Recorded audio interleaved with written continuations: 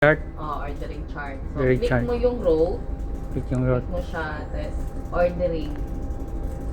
Click mo yung ordering. So, ayan na sa row. Ayan. Siya. Tapos, then mo siya matapos.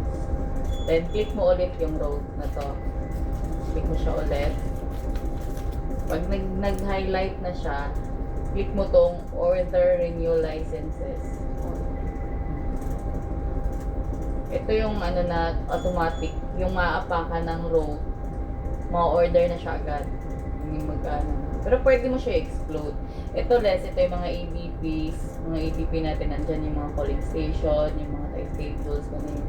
Pero ngayon, yung orderin natin muna is yung chart, kasi meron pa tayong mga ano nito eh. So chart lang muna. Tanggalin natin yung iba, i-uncheck natin. I-INSI lang. I-INSI. Oo, i-INSI lang siya. So yan, i-INSI. Click mo yan siya.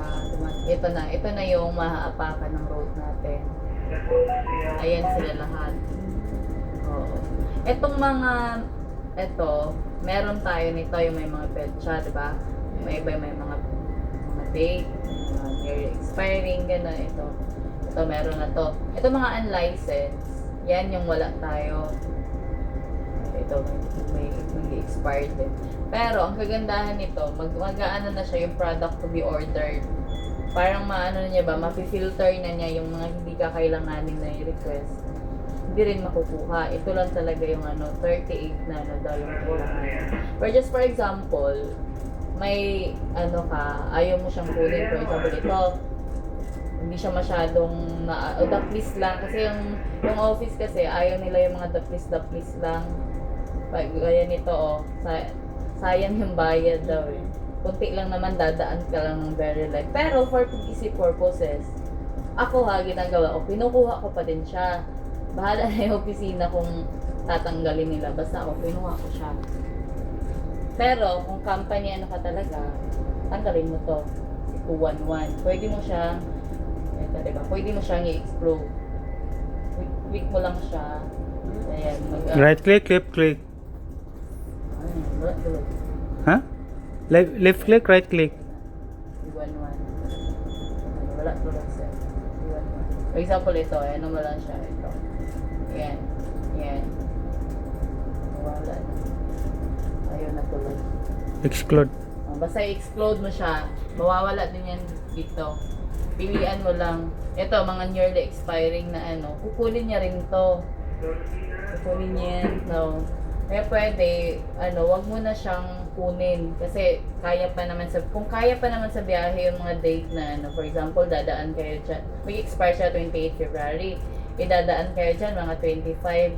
Pwede pa naman eh. Diba? So, wag mo muna siyang kunin. Ano mo siya yan. Right click mo, tapos explode. Explode mo lang siya mga gano'n. Ayan, pwede mo siya i-explode.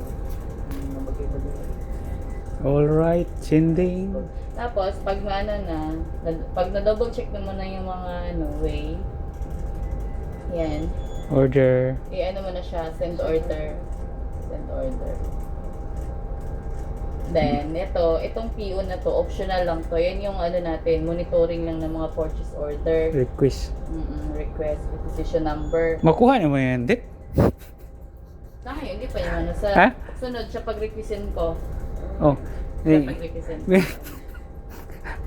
Di ba just watch me Ito. go meet. Then, pag mo na siya, Example. maglalagay ka ng PO number, for example, 007 na tayo. So, you must be PO in PO monitoring. Yeah. LSK, di LSK. LSK / break ANC. LSK. Pero ito optional lang to ha. Pero as optional which is D007 for example, ganun na yung PO monitoring nyo. you just view it Tapos, in the monitoring log. nyo na yung click mo to. Wait, yan. And then, pag okay na siya, pag na, Confirm mo lang. Ay. Ganun siya. Ginagawa ko pinipicturean ko to. Yung mga basis ako. kung ano yung mga tinanggal nila. Anyways, kung may tatanggalin naman sila sa office, naka-attach naman